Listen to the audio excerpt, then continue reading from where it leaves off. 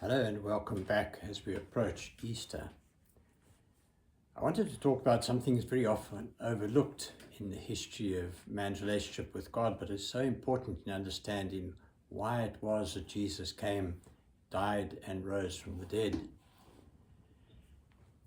If we go back to the 22nd chapter of the book of Genesis, we read an account that is very strange in our day of Abraham taking his son Isaac to sacrifice him to God. But this is an important text for understanding Easter properly because it is actually a prefiguring, you can say, of Christ's journey.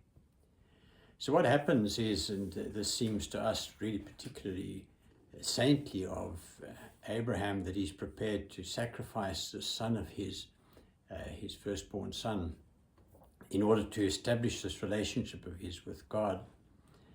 But what we do need to know about the situation, and this is very important for our understanding of just who our God is that in his time, in Abraham's time, in the area that he lived in, people did sacrifice their firstborn to a god called Baal.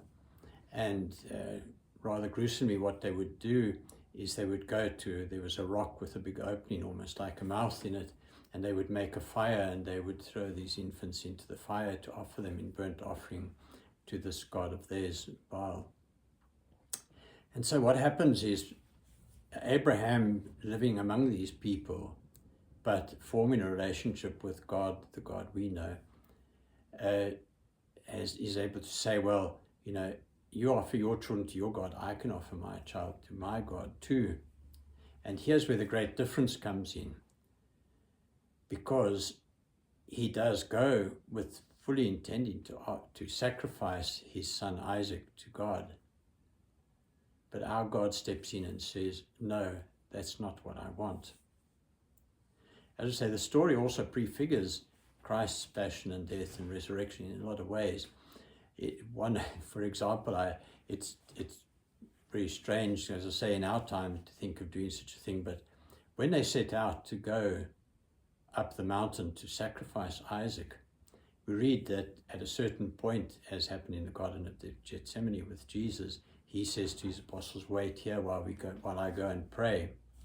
And Abraham says to his servants, wait here while we go prostrate ourselves before God, pray to him, and then we'll come back to you. He then takes the wood and loads it on Isaac, who, unknowing to himself, is the sacrifice, and sets out with his father to go up the hill.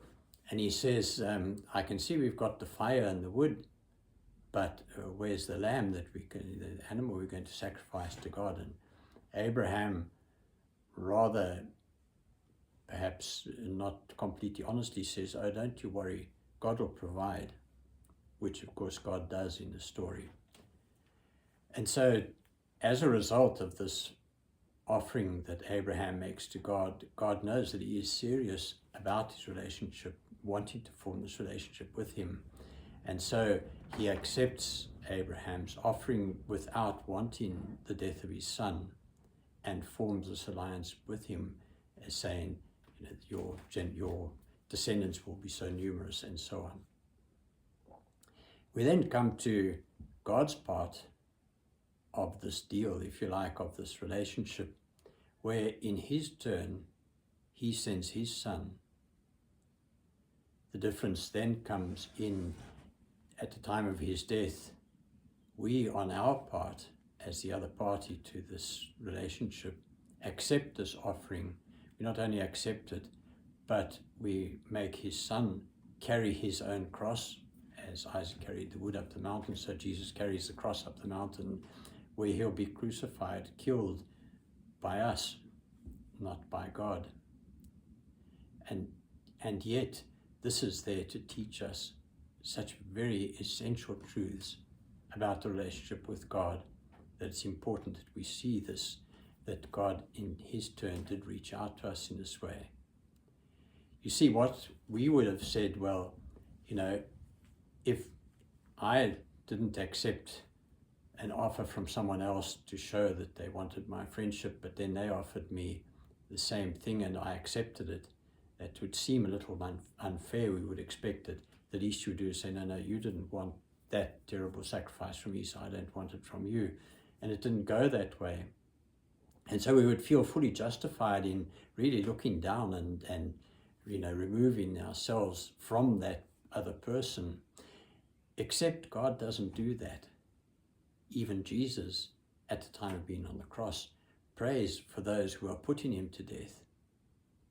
He doesn't sit and shout and swear and carry on at everyone around him because they're persecuting him.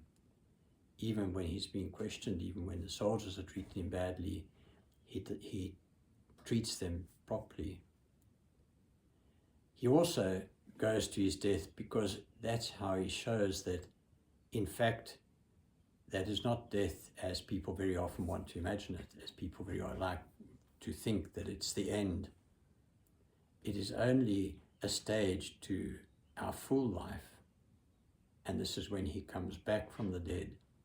And even when he comes back from the dead, we know that at most, according to the various accounts of his crucifixion, there was only one of the apostles at the foot of the cross, and that was John, probably because of his young age. But he doesn't say, well, where were you when I needed you, and be really angry with them and not want anything more to do with him. He accepts that betrayal. We talk about Judas betraying Jesus, but of course the others leaving him in his hour of need was a kind of betrayal as well, not that different.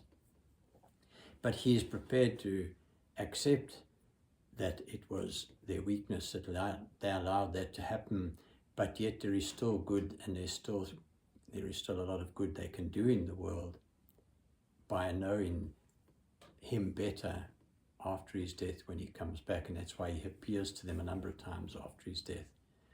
And so this is the great lesson to us, that this life is almost, you could say, like going to school. You don't go to school only for your time in school. You go to school to learn so that you can live well in later life. And we don't only live here to live this life. We live this life to learn so that we can live well in the fullness of life in the next life. And that's what we're about. But what God is showing us is that even if it comes to a point of death, we're still called to be Christian. We're still called to reach out to others with love. We're still called not to give up on those who disappoint us, on those who seem to turn against us. But we believe in them, and we know that with love and with acceptance, they can do wonderful things still with their lives, no matter what they've done to us. And what a great calling this is for us in our lives. And so I pray that for all of us, we may grow towards ever more towards being the kind of person able to behave in that way in all circumstances. And that God will bless you and yours greatly at this Easter time. Thank you.